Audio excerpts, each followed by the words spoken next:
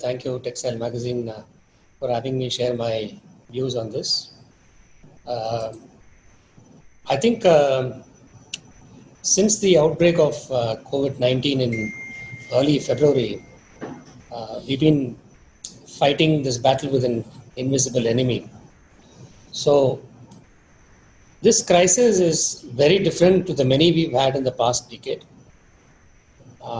Every crisis has taught us some lessons, and I think this crisis too will teach us a good lesson or two. It would also be very fair for me to say that every industry in every nook and corner of the globe has been affected by this in one way or the other. No industry has been completely spared. To a certain extent, maybe pharma and FMCG would have had less impact than the others, while some others have had more severe distress. But as textile fraternity, I think we should all consider ourselves fortunate and relatively well poised because we are essentially placed on the commodity matrix. Maybe we are one among the top 3 or 4 where our commodities are essentially needed.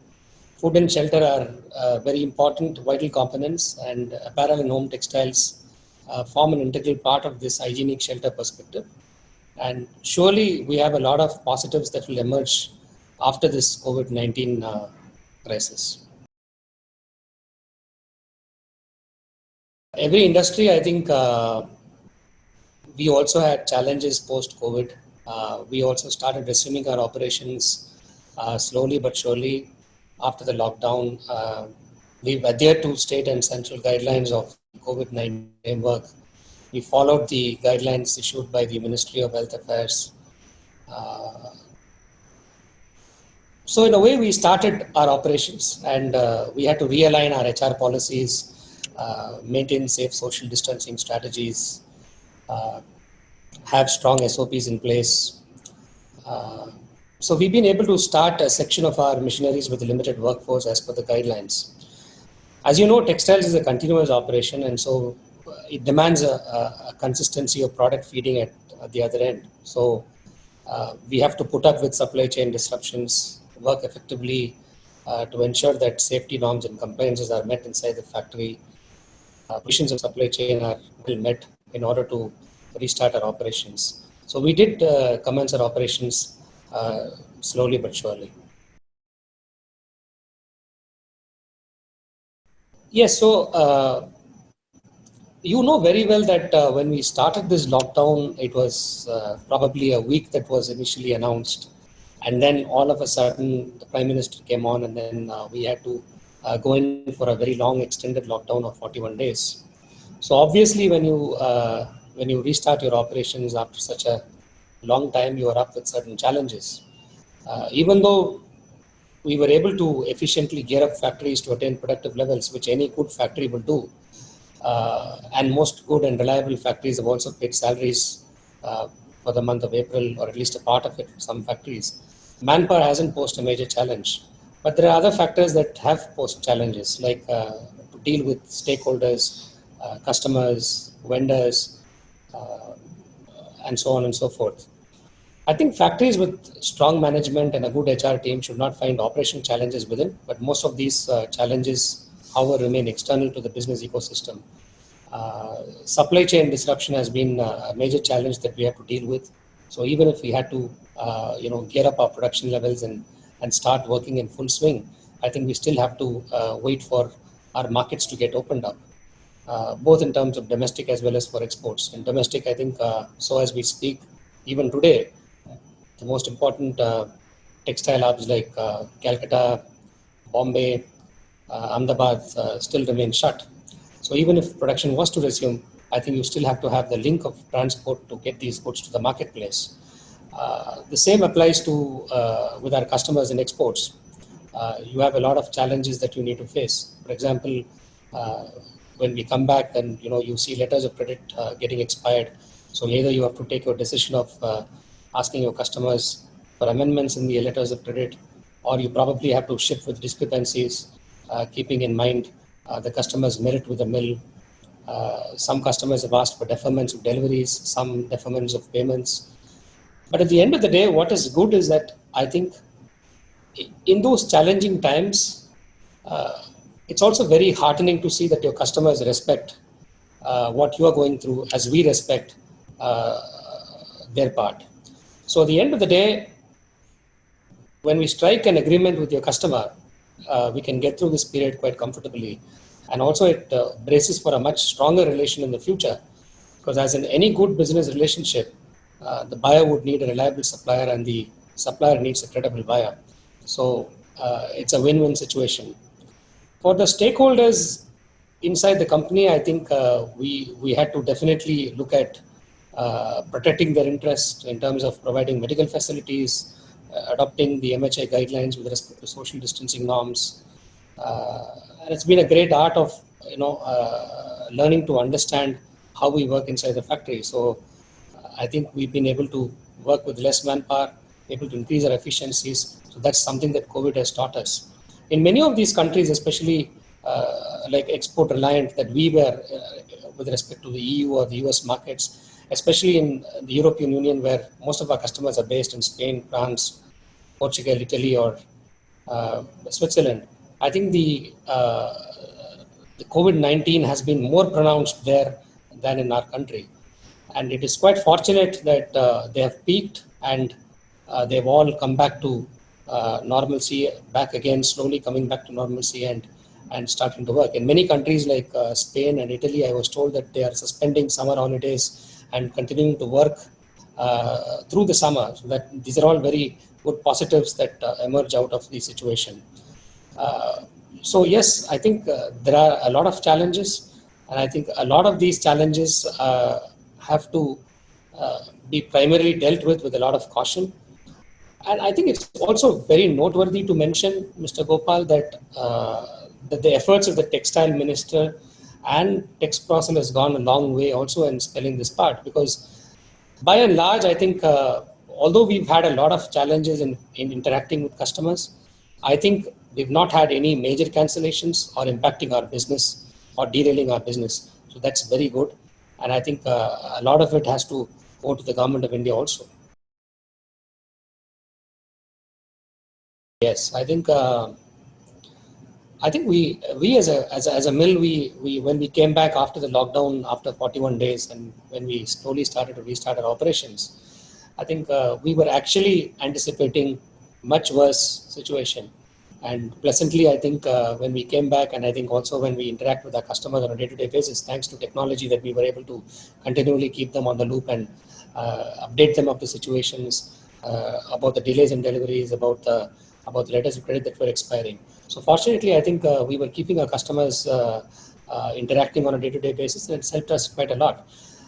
I think the general overall ecosystem feeling that I get is that people definitely want to now shift from China, which is, I think, a very, very big plus for the both for the Indian apparel as well as the home textile industry. And, uh, and I think that will also spell very good for the Indian textile industry going forward, because when there is an upsurge after we look at all this consolidation, and maybe in a year or two when we get out of this COVID situation, I think India will look at a huge potential and a huge player for both home textiles and apparels. Perhaps I think COVID-19 has also taught us a lot of other things that definitely deserves a mention. How we could work from home, how efficiently we could probably look at changing our dynamics of functioning. No doubt, post lockdown, we also start physically gathering. A lot of training and SOPs will be laid down and filtered across the factory workers. But I think at the end of the day, what we need to understand is India has always been great in product engineering, and that's why we've succeeded in textiles.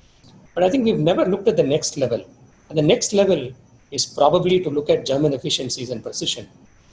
We've always been very good at doing a job, but we've used far excess people to complete the job just for safety reasons. I think all these things have to be done away with. I think we need to look at core competencies, look at working at very, very high levels of efficiencies and precision, like how manufacturing is done in Germany or in other parts of Europe or even in Eastern Europe.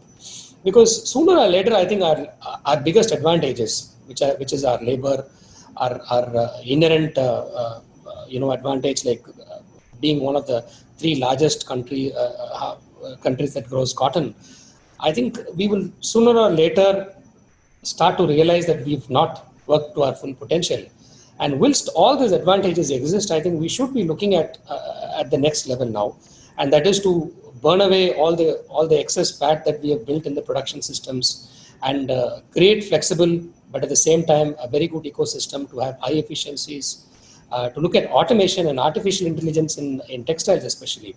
For example, I do think that there is a lot of automation that exists in some parts of the textile value chain. For example, in spinning, to a part in weaving. But predominantly where their labor is required intensely, especially in a garmenting factory or in a home textile cotton soap factory, where your machine to manpower ratio is 1:3. I think that's where I think you need to really look at automation, because the future calls for automation and smart management. Employee engagement has to be reascertained, your manpower matrix has to be reworked. And I think we have a great deal of advantage. And I think still all said and done, for a lot of our technical applications or for a lot of our textile applications that is required for different domains, we still remain to be a net importer and not a net exporter. So we need to do away with this. We always keep cribbing about, government policies. We always tend to complain about our cost structures. The moment when your duty drawback gets stopped, or your what do you say, your Europe, there is a duty of 8% from India. You always keep complaining to your governments and textile ministries about this, but you never think about increasing your efficiency levels. 1 to 3% efficiency improvement probably takes care of all these demerits. And in a country as large as India, as diverse as it is, I think the government has done what it can do to induce a very good climatic environment. And this is a time that India can attract FDIs, because the general phenomena that I get while I speak to customers abroad is that people definitely want to have a shift from China. But in order to do that, I think we need to be able to compete with them on pricing strategies. We need to be able to build the infrastructure. We need to build the efficiencies.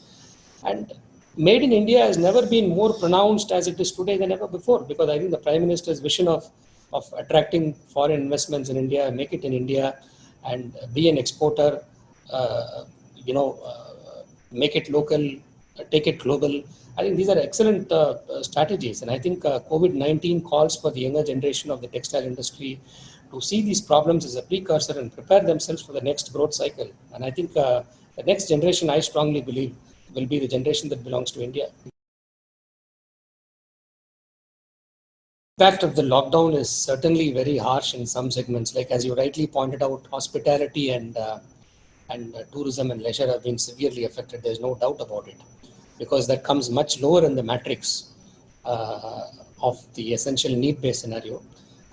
I tend to look at it always at a positive side of it. I think as a whole, I think the world has had a good break. I think it was a good break for entrepreneurs also to understand how we do business, the way we do business. I think it's time for us to keep changing. Yes, there is definitely a drop in the demand for the hospitality segment, but also looking at it, I think this drop in the hospitality segment, especially with respect to hotels and tourism, has definitely been compensated by the incremental need in the hospital or the medicinal industry business. So if you look at it, I think most hotels are now turning into hospitals. In New York, I think many major hotels have been allowed to accommodate hospital beds. The surge in the medicinal textiles, or the surge in the requirement for the hospital industry, will definitely take care of a compensation for the decline in the hotel industry. So out of every, I think, decline like this, I think there has been a huge opportunity, and this huge opportunity has to be taken with two hands folded together. Now, if you also look at it, I think we've been too reliant on certain segments. In 2008, we had the same global economic crisis. And at that time, I think we were too reliant on the United States of America. So that gave us an opportunity when the mortgage crisis happened in the US, that gave us an opportunity to actually expand our footprints. And since then, I think the Indian textile share has predominantly increased in the European Union. It has increased predominantly in Australia. We've been able to capture new markets like Middle East. We've been able to make footprints into Africa. We've been able to make footprints into Japan, into a lot of other Far Eastern markets also. So like, I think this crisis has also given us an opportunity to expand our footprints into the medicinal textiles or into the antibacterial, antiviral coating applications in textiles. So I don't really per se feel that even the hospitality industry, I think it's just going through a crisis, and it's certainly bound to rebound because I think post September, October, November, I think people want to get out of their homes. People want to go out for holidays, and let's be hopeful. I think definitely, I don't think that this is going to definitely pull the industry back. On the other hand, I would rather say the home textile industry is poised for a growth. How? Because I think a lot of retailers and online commerce platforms are doing exceedingly well. Some of our home e-commerce businesses are doing very well. So we've in fact seen a lot of good traction there. And I think it's a positive way to look at it. 2 to 3 quarters with reasonable consolidation, and we will definitely see growth in the coming year or so. There's a famous English saying, when the going gets tough, the tough gets going. So I'm sure that the Indian textile industry and their entrepreneurs are skilled enough to manage the situation, and we will all come back, bouncing back with all guns to fire again. As a mill, we do also have a lot of challenges, and we've also faced a lot of challenges in the last fortnight or so. We've also had a lot of hospitality customers coming in and asking us for deferment of deliveries and so on and so forth. But we found another opportunity. We found that these sheets can be converted into an optimistic demand into the other segments, and we've been able to sell them as well. So I always believe in growing very slowly, and I think if there is one advice that that I need to give, although I'm still very young, so I don't know if I can I can say this, but I think as all the companies have to believe in adding value to the product and focus on product differentiation. So as an industry, I think we believe in product differentiation and product value addition rather than product expansion. So that's very important.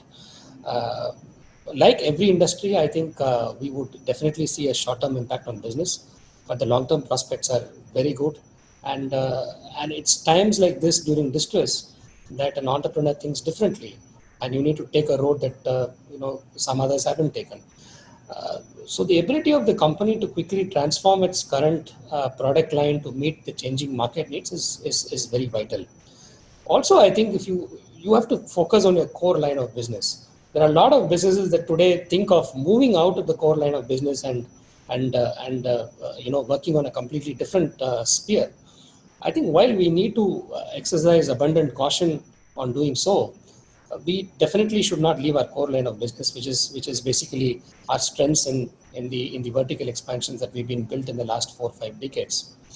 Also, a lot of people think that there's a big crisis and we don't have a vaccine. We don't know when the vaccine comes. So a lot of people refrain from investments at this point of time. I belong to a different school of thought. I think one should continue with measured investments in such times and get ready for the next upsurge. Good economics has always taught us that you have to expand on dips and reap on surges. As long as your debt is under control and your leverage is optimized, I think you should refrain from any investment activity. Investments are much needed, and so are modernizations, because modernizations help you to reduce cost, improve products, spell better opportunities. Everything has to be done in a very measured way. So I think stopping investments all of a sudden just because your climate around you is clouded and it's very dark I don't think it's my cup of tea. Well, the distress has taught a lot of people a lot of different things. I think for a company which is too fat, I think it teaches you how to be lean, how to work on better efficiencies. For some companies which are too large, I think it has taught us to consolidate and optimize and come to a reasonable level so that you can manage better in the future. So I think there are, you have great opportunities, and every such distress creates an opportunity, no doubt.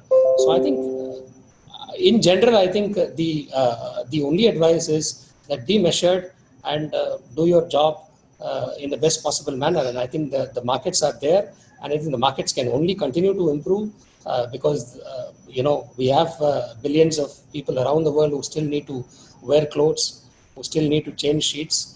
And I think if not one, I think this crisis could only create an excess demand because people look at hygienic sheets, people look at an higher opportunity in terms of textile input definitely grows. So I see that this is only an opportunity for many Indian mills.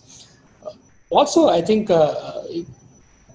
COVID-19 has spelled great opportunities to expand beyond conventional textile business. So adding value to a product per se beyond your conventional textile line is also very important.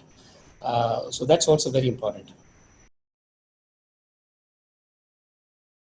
I think we have always been a company that looked to differentiate from the market, and given because we are not so large, it has given us that flexibility to innovate and do bespoke activities in our line of business. So definitely, I think what's in our mind and what we are strongly focusing with our team is to expand our footprints on the home textile industry with functional applications, expand our home textile industry into the technical aspect of it, maybe into coating, into thermal bonding, and add value to the product. So that's exactly what we are looking at. In a country like India, with so much of advantages, I think you also need to do, you also owe a great deal of debt to your government and your textile industry. I think look at the country as such. We generate about employment opportunities to about 240 million people. I think we are the second largest generator of employment after agriculture. We contribute 2% to our GDP. The kind of vibrant labor you have, the entrepreneurial spirit that you have, the young. Look at a country like Korea or Taiwan. They're so small, but the kind of technologies that are built in making textile products, it's phenomenal. And with all the IITs, IIMs, and NIFTs, and your strong entrepreneurial spirits and the young generation of textile entrepreneurs that you see across, I think we have a great future. And I think we have to definitely do away with the conventional line, increase our efficiencies, and look at doing something different within the value chain. I think it augurs very well for us. It's a difficult question. I think so. Pre-COVID, to get to levels of pre-COVID, because we were probably during the highs in the September, October, the quarter, which was the quarter of the last year and the beginning of this year. I think we were almost at the highs. So when a pandemic of this nature occurs, I think we have to slow down. There is no doubt about it. But at the same time, I think you need to keep your fundamental principles intact, and your fundamental principles are keep looking at sustaining your business, keep looking at finding new customers, keep looking at least maintaining what you've done in the past. I know it's going to be a very difficult next 2-3 quarters, because the biggest question on everybody's mind is the confidence level of the markets. Even if we were to open back, and even if all the customers were to come back after the holidays in July, August, we have to wait for a Black Friday sale, which I hope is good. We probably have to wait for a Christmas, or we have to wait for some kind of seasonal change. But all said and done, I think